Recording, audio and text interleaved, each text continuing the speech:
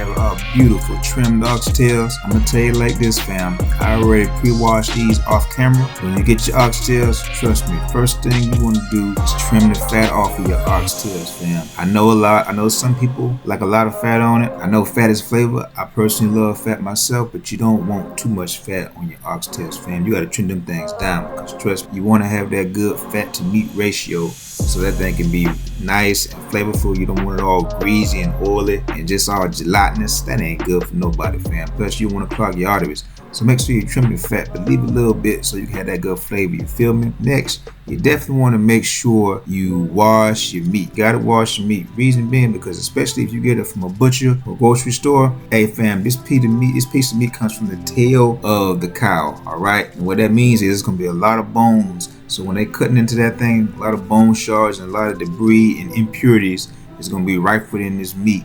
So you're definitely gonna want to wash all that stuff off, because you don't want that going into your food.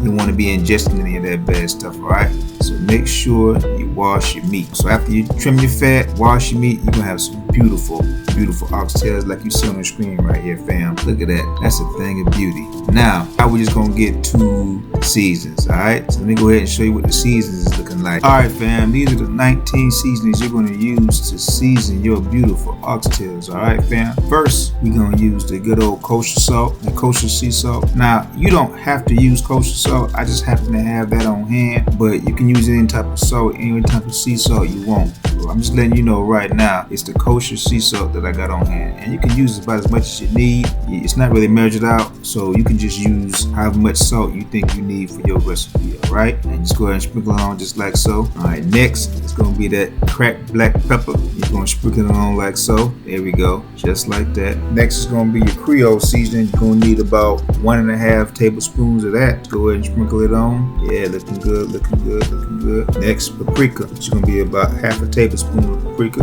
Let's go ahead and sprinkle that on. Tablespoon of paprika. 2 tablespoons of thyme. Teaspoon of accent. This is totally optional. You don't have to do it. I just think that it really adds a good enhancement to flavor, so that's why I always like to add it to my recipes. But it's totally optional. You don't need to. If you're going to, it's about a teaspoon, all right? Just like that. This next one is very important. This is your browning and seasoning sauce, all right? You're gonna need about 1/2 cup of this, and I'm gonna tell you it's very important, because we're not gonna brown our oxtails the traditional way on a skillet to get that Maillard reaction and that coloring. You're gonna have to use this to add the extra flavor and that coloring that you would get from that Maillard reaction, fam. Trust me, once you add this, things gonna be looking real beautiful, fam, all right? Just pour it on just like so. There we go. All right, now you need about 2 teaspoons of cumin. Put that on there like that. Next, you need a tablespoon of sage. It's that powdered sage. Put that on there right there. Now you're gonna use 4 teaspoons of jerk seasoning. And like I said, it's not gonna be Jamaican theme, but it's inspired by both Jamaican and down south cooking oxtails. So you're gonna put that on there, just give it a little extra unique flavor. Trust me, it's gonna be like nothing you ever had before in your life, man. I'm trying to tell you, that jerk seasoning is a must-have. You gotta put that on there. All right, next is about 1.5 tablespoons of Mrs. Dash original blend. So go ahead and make sure you get that on there. It's very important. Here we go. We'll put that on there. It's gonna be Greek seasoning. It's gonna be about 1.5 tablespoons. Alright fam, for this next one, hey, I'm trying to tell you, it's gonna be a 1/4 cup of brown sugar. Now don't be turning your nose up at this talking about brown sugar and oxtails. Man, he gonna mess that thing up. Nah fam, trust me. Remember when I made that fried chicken? If you go back, I did a video on some fried chicken. I put the brown sugar in the flour. If you tried it, you know what I'm talking about. You know that thing is gonna be busted. Trust me, it's not gonna make it sweet, fam. It's just to add another complexity or another layer of flavor to bring out the savoriness of this dish and just make it taste that much better. Trust me, it's not gonna be sweet. It's gonna be amazing. Don't forget this step. You gotta put that brown sugar on there just to enhance that flavor, fam. Trust me. All right, next, it's gonna be about a pinch of cayenne pepper. Now that's gonna be, everybody's fingers are different. I got some pretty big fingers, so my pinch might be a little bigger than your pinch, but it's all good. You just season it to your liking. It's a pretty big pinch, but hey, it's gonna be good. Not too spicy, none of that. Alright. Next, you're gonna need about a half a medium onion, red onion to be exact, chopped up. And you're just gonna take that bad boy, pour it over the ingredients. Here we go. I'm trying to tell you, fam, this is about to make it real good. I'm talking about real good. Next, you need about 2 to 4 cloves of minced garlic. Okay, let's go ahead and pop it in there right there. Yup. There it is. Come on now, get on out there. Don't forget this. Now, because I have these fresh red onions and this fresh minced garlic, hey fam, this is one of the few recipes where I do not use any garlic powder or any onion powder, because onions in here and the garlic is going to enhance those flavors, so you're not going to need any of those dry components. All right, so this is all you need to get that good body of flavor. Next, this is very important. This is going to be the Tuscan herb olive oil. Okay, now you can use as much as you need. Some might use a little more than others. This ain't no regular schmegular olive oil. Okay, it has to be the Tuscan herb olive oil. I'm gonna put that on. You can see it on the screen right here. That's what you need to get, fam. When you go to the store, it gotta be that kind, because if you use any other kind of olive oil, it's gonna be alright, but it ain't gonna be tasting what I'm tasting at the end of this video when I'm smacking and doing all this crazy stuff. Hey, you wanna have that same experience. So if you want that same experience, you gotta get the oil that I got on the screen right now, not just some regular old olive oil. Okay, let's go ahead and pour that thing on there right there. Yeah, fam. This thing is smelling amazing. I'm trying to tell you. I wish you was here right now. You can smell all these flavors just coalescing right now. It's bananas. Last but certainly not least is that red wine vinegar, fam. You're gonna need about 2 tablespoons of that just to add a little acidic component. There we go. Yeah, just like that. Just like that. Yes, sir. Oh, yes, ma'am, if you prefer. Alright, family, now that we have our ingredients all in this pan, we're going to mix that thing together with our nice clean hands and make sure that thing coalesces real good. So let's not be shy. Let's go and get up in there. Yeah, mix that thing on up. You want to make sure you get all that color on there. Yeah, there we go. Make sure you get every little bit. You want to make sure them things look like Wesley, not Will, okay? You're going to make sure you get them things looking dark. Make sure all that browning and seasoning is on there, fam. I'm trying to tell you. You're not going to want to skip out on that, because you don't want some pieces looking all pale. You don't want other pieces, looking like they straight from Nubia. You want all that stuff to be equal in color, alright? So let's go ahead and massage them things on in like so.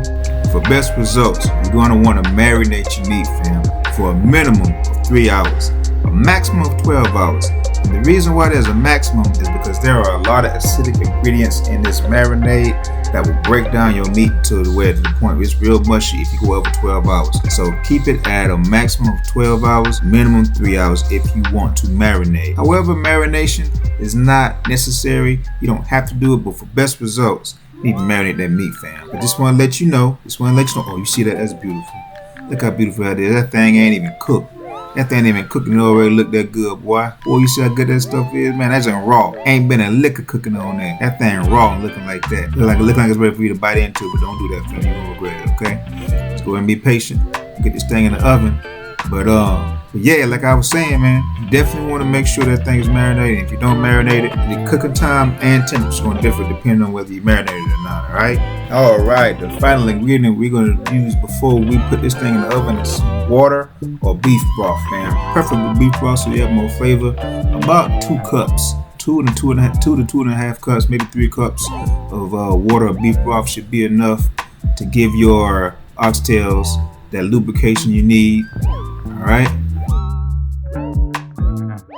Alright, fam. So once you've got your beef broth in the pan, like I said, you might not need the whole 4 cups. This should be enough. You just want it to be almost submerged, but not all the way submerged. So next thing we're going to do is put some aluminum foil over this thing, and we're going to pop this thing in the oven, alright? Now that we have our oxtails covered with this nice aluminum foil, we're going to want to go ahead and take this thing and put it in the oven, alright? Alright, so you basically want to put this thing in the oven like this right here.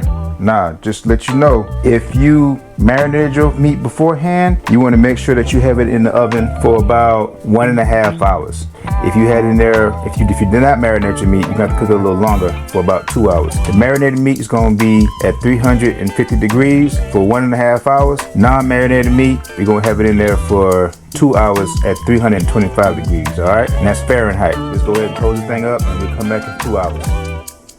Alrighty, it has now been 2 hours. Let's go ahead and get our nice, beautiful baked oxtails out, and let's take a look and see what we got. As the moment of truth, let's uncover our nice braised, or baked rather, oxtails. Oh, look at that, fam. Look at that. Oh yeah, that's a thing of beauty.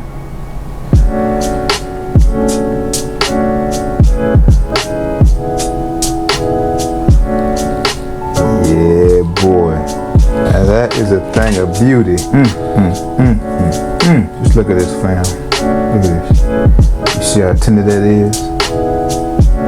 Oh yeah. Look at that. I mean, just stupid, dumb tender.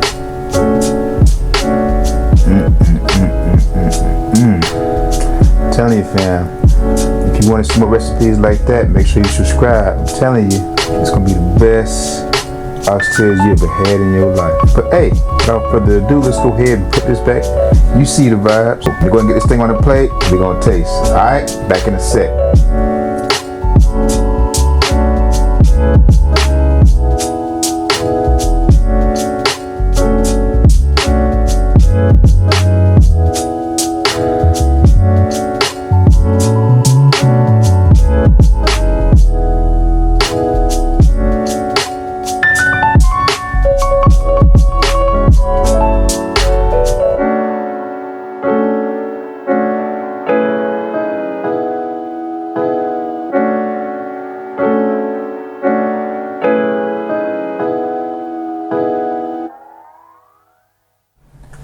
Alright fam, we back. This is the moment we all been waiting for. Chance to taste these nice, delectable, juicy, tender oxtails by yours truly, coat to coat. Hey, without further ado, let's go ahead and dig into this bad boy and see what it's working on. Alright. Nah, we ain't gonna start there. We're gonna start with this big boy right here. You wanna see how tender that thing is. Yeah.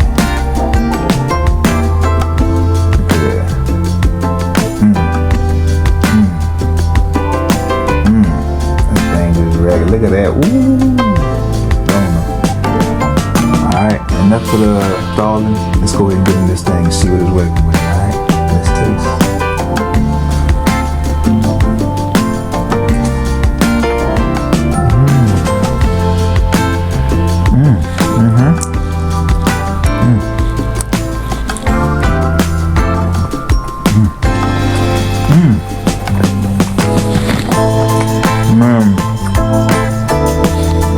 What you talking about, man?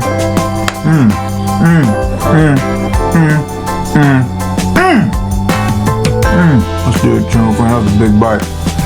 This thing's so good. This thing's so tender and juicy. Well seasoned. I'll tell you, fam. And it ain't gonna taste like, ooh, ate too much. Okay. Just off rip. I couldn't even chew this thing because I was trying to swallow so fast. This stuff was so good. Man, let me tell you, anytime you want to have a nice dinner, follow this recipe. All you gotta do is just throw this, put the seasonings in that I tell you to, marinate that thing overnight so it can have extra tenderness. I ain't even marinate this time. This is just straight off the cuff. Ain't had time to marinate, so I can imagine if this thing marinated. Oh my God. And you just throw that thing in the oven for like 2 hours to an hour and a half. Pop it out, make yourself some rice or some black-eyed peas or whatever other kind of fixings you want.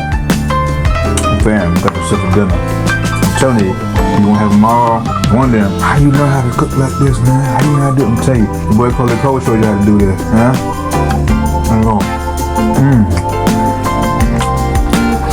The rice is stupid dumb crazy. The rice, all I did was just use some of the juice from this oxtail, some beef broth, just touch of cream in the water when you're boiling your rice. Do it for like 20 to 25 minutes, depending on the size of your pot or the strength of your stove. You're gonna have some good rice. And the same with these black-eyed peas, man. You know, I can show you how to make some good black-eyed peas. But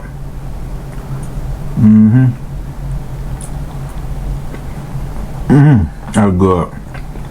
Real good, nice and tender. Like I said, it's like my little take on oxtails and rice and peas, but instead instead of rice and peas, it's just some black-eyed peas and some good Prolo rice. But hey fam, I'm not gonna hold y'all up. If you're new to the channel, like I said, please make sure you like and subscribe. Even if you're returning guests, just make sure you like that video, leave a comment. That way you can see more and more content like this, more and more of these delectable recipes. I'm telling you fam, you're not gonna want to miss what's coming next. But hey, anyway, I'm keep it short. I love y'all. Thank y'all for watching. Take care of yourselves. I'm about to go ahead and bust the rest of this down, man. Have me a good day. Love y'all. Peace.